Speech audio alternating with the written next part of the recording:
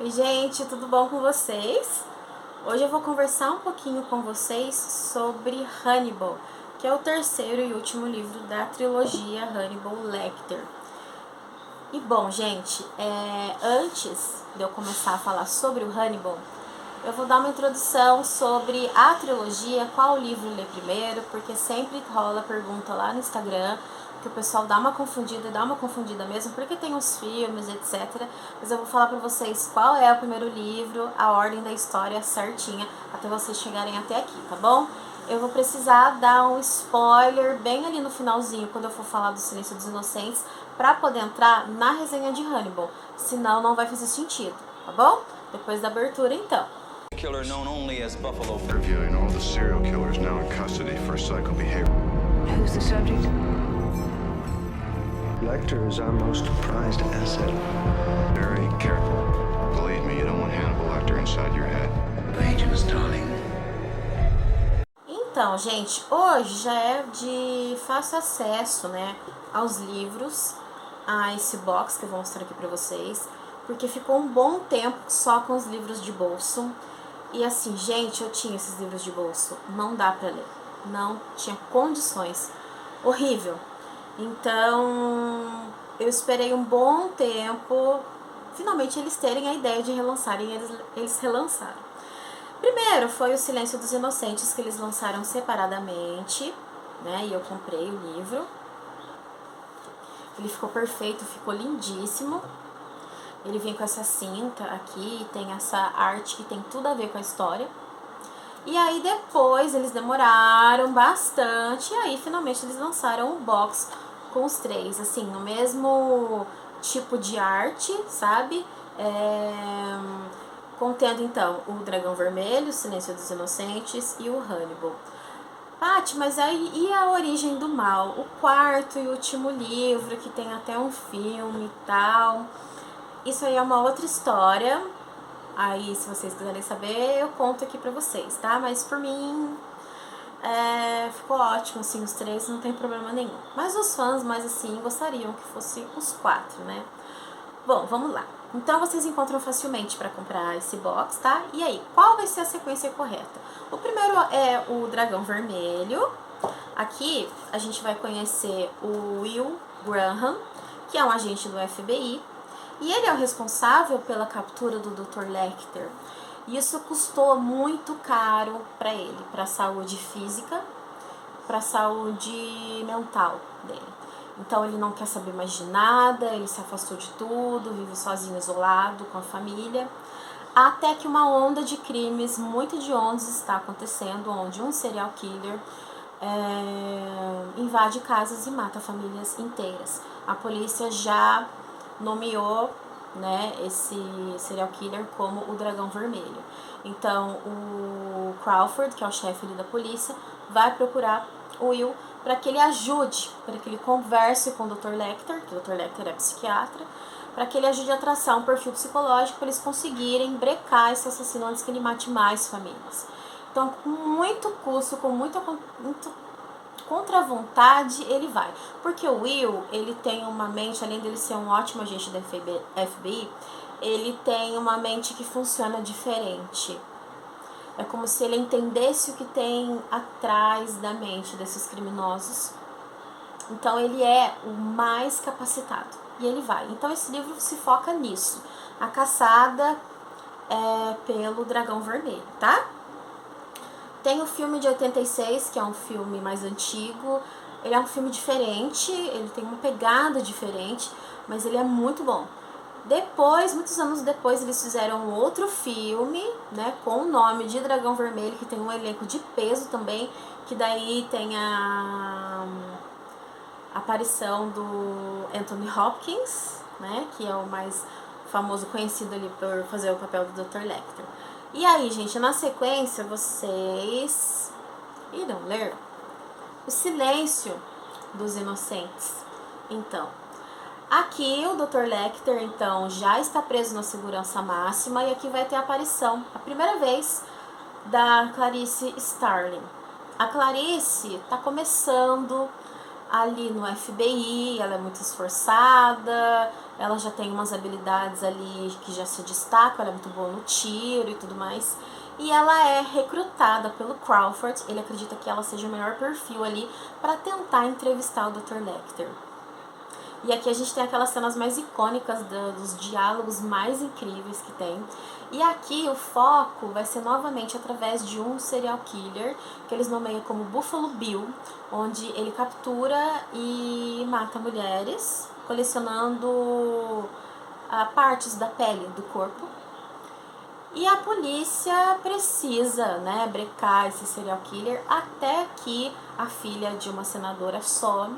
E aí as coisas mudam de figura, né, gente? Estamos falando de uma filha de uma política, de um político, e aí a polícia vai ser mais pressionada. Então a Clarice, juntamente com a polícia, vai tentar ali a ajuda do Dr. Lecter, traçando o perfil psicológico. E é incrível, o filme é super famoso. O filme, ele é muito fiel ao livro. Eu já assisti diversas vezes, então os diálogos ficam assim na minha cabeça, eu sei já de cor, são icônicos. E aí sim, a gente vai começar a resenha sobre Hannibal. Muito bem, gente. Ao contrário dos outros livros, o Hannibal não tem um serial killer ali para ser caçado, né? O foco ali vai ser a captura, e aí vai um spoiler para quem ainda não leu O Silêncio dos Inocentes. Vocês passam um pouquinho adiante, tá? Porque eu vou precisar falar para fazer mais sentido aqui o vídeo. Em O Silêncio dos Inocentes, bem lá no finalzinho, o Dr. Lecter escapa. E aqui, então, é uma caçada ao Dr. Lecter. Aqui a gente vai ter a polícia e a Clarice querendo colocar as mãos nele. E temos também aqui um riquinho magnata chamado Mason Verger. Vou falar um pouquinho dele pra vocês. E o Dr. Lecter, o mundo quer colocar as mãos nele, mas ele tá passeando lá na Itália, lá na Florença. E aqui a gente tem um clima bem diferente dos outros livros. Pela primeira vez a gente vai conhecer o Dr. Lecter como ele realmente é, livre e fazendo as coisas que ele gosta, porque nos outros livros é sempre ele atrás da cela. Então a gente tem aqui Clarice polícia e esse Mason Verger atrás dele. O livro começa com uma ação policial da Clarice que deu muito errado,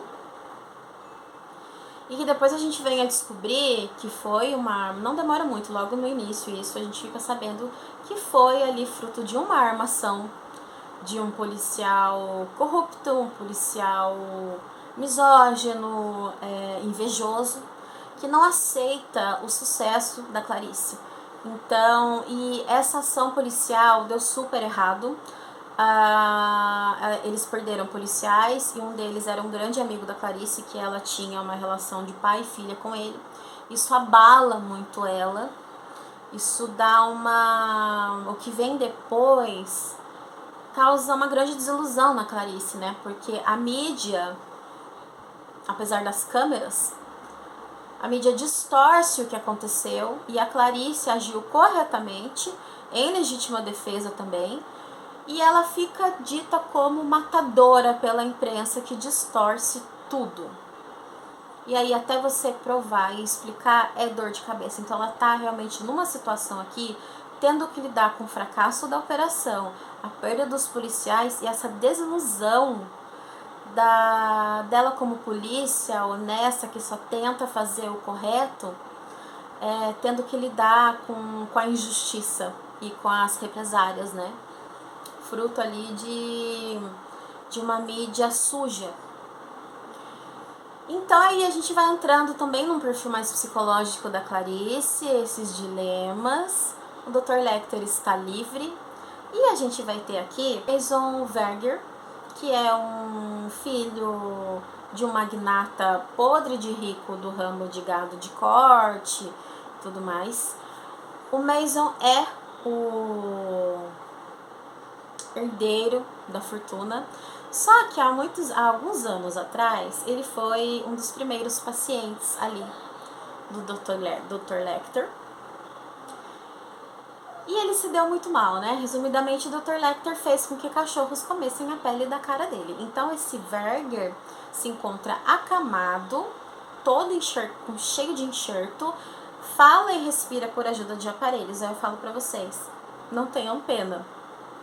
Porque esse homem, além de ter um histórico longo de abuso infantil, tem a família também toda disfuncional, também tem relação com crime organizado e tudo que não presta. Então, isso aqui é o mínimo que poderia ter acontecido com ele. Só que ele tem uma grande sede de vingança. O objetivo dele é capturar e torturar o Dr. Lecter.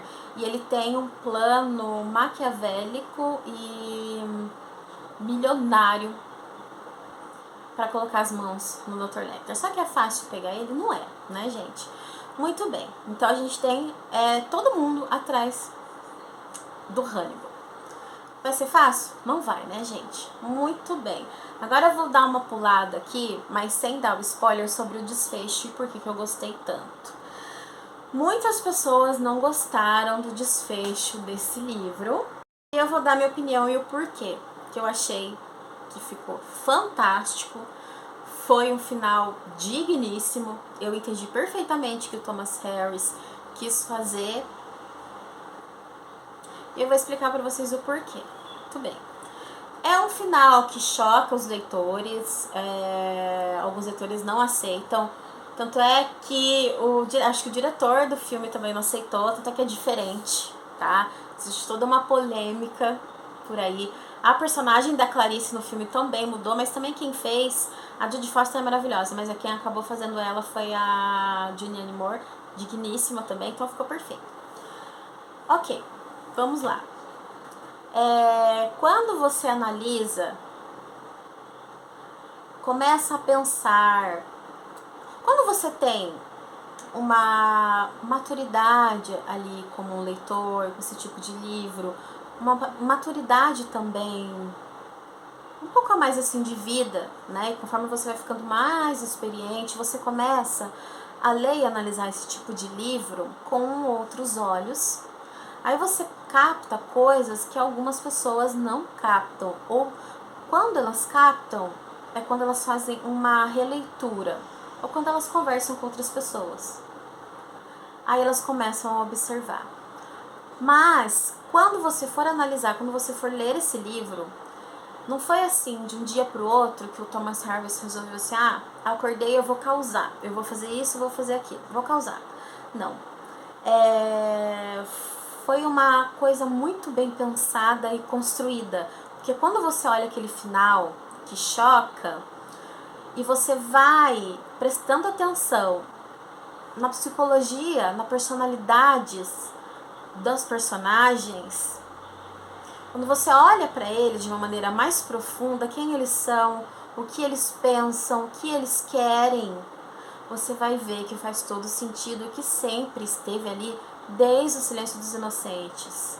Sempre esteve ali, mas a gente não percebeu. Então não foi um final assim totalmente sem sentido, vou fazer assim e pronto. Estava ali e é totalmente plausível. Vocês com certeza já devem ter ouvido falar naquela história de que o autor não deve nada a ninguém. Realmente, quando... Eu não sou escritora, mas eu imagino, né? Quando o autor vai escrever um livro, se ele pensar em escrever para agradar todo mundo, eu acho que é uma receita para o fracasso. Não tem como agradar todo mundo.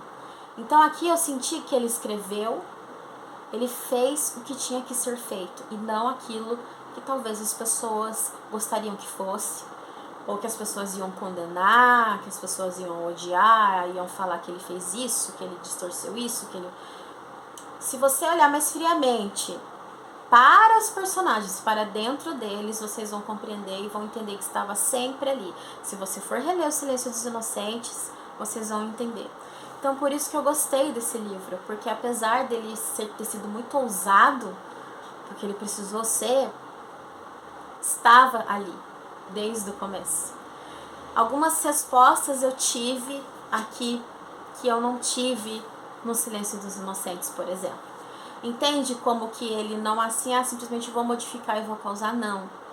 Tem uma linha ali que faz sentido.